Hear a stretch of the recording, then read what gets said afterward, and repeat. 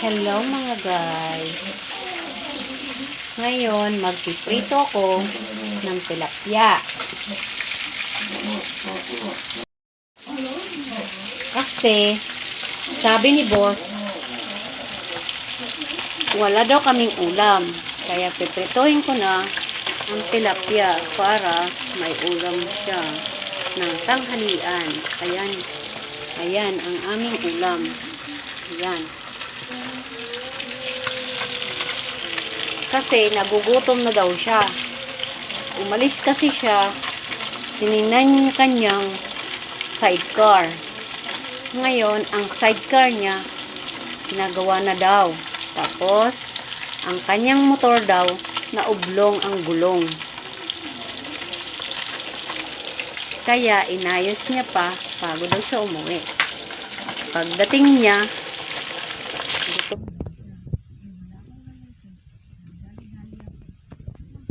ng tilapia.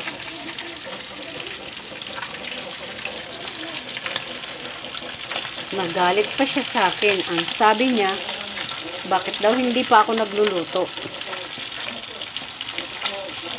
Nagbisi-bisihan kasi ako.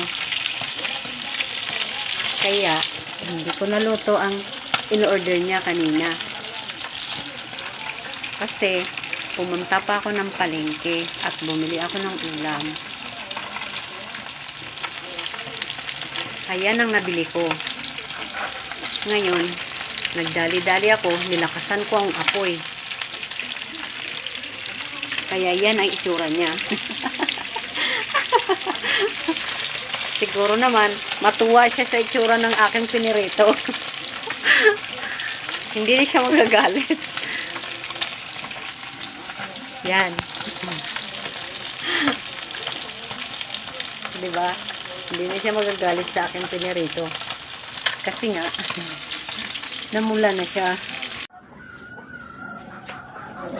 Ayan guys, kakain na daw kami. Ang sausama namin. Ayan ang sausawa namin. Kalamansi, sibuyas at saka toyo. Ito, kakain na daw si Darling. Ayan. Ayan, kakain na daw siya.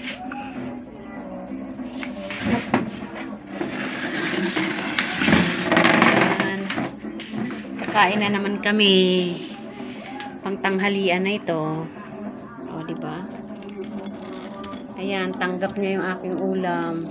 Hindi bali na sunog. Muntik na siya, guys. Ay, nakahubot na damit. Ayan, kakain daw kami, guys. Ayan. O, diba?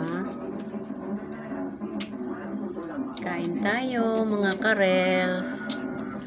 Ang sausawa namin, gayaan lang. Okay lang yan, di ba, mga karels?